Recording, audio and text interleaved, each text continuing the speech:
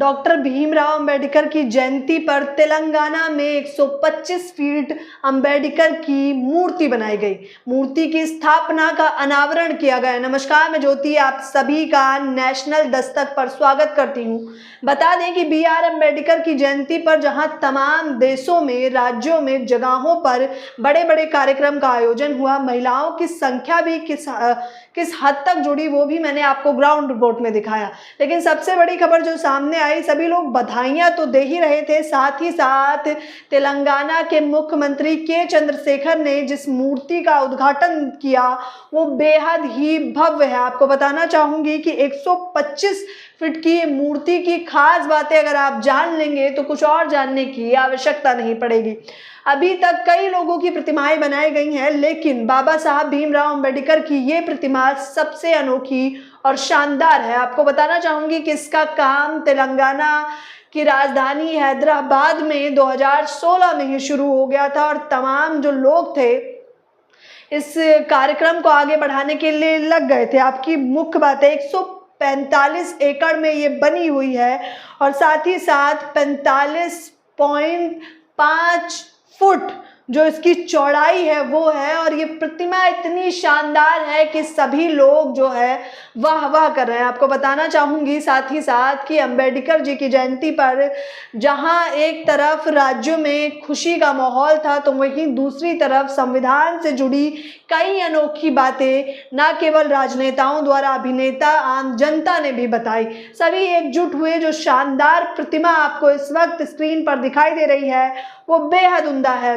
फूलों से, पुष्पों से वहां पर शानदार टेंट लगाया गया, पुष्प बरसाए गए। प्रतिमा इतनी बड़ी, लाजवाब और शानदार है कि उस पे पर्दा हटाने के लिए भी JCB को बुलाना पड़ा। और देखिए किस प्रकार से आपको स्क्रीन पर भी दिखाई दे रहा होगा। कुछ खास बातें जो आप लोगों को जान लेना बेहद जरूरी है कि इस प्रतिमा का वजन 465 टन है और इसके निर्माण में 96 टन तांबा लगा है। और सिर्फ यही नहीं, इस परियोजना में डॉक्टर अंबेडकर की प्रतिमा, एक पुस्तकालय भी बनाया गया है, संग्रहालय भी बनाया गया है, फोटो गैलरी भी बनाई गई है। अब भीमराव अंबेडकर की मूर्ति बनाई जाए और पुस्तकालय ना बनाया जाए या गैलरी ना बनाई जाए पुस्तकों की, ये तो संभव ही नहीं है। क्योंकि भीमराव अंबेडकर ये केवल एक नाम नहीं है, संविधान रचेता, समानता का अधिकार देने वाले, दलित वंचित की आवाज उठाने वाले BR अंबेडकर को आज लोग भगवान से भी ऊंचा दर्जा देते हैं। लोग और खास तौर पर महिलाएं किस प्रकार से अपने हक अधिकार के लिए लड़ पाई हैं, इससे कोई भी अछूता नहीं रहा है। महिलाओं के लिए जिस प्रकार से मनुवादी सोच और मनुस्मृति को जलाने का प्रयास बाबा साहब भीमराव अंबेडकर ने किया था, वो जज्बा,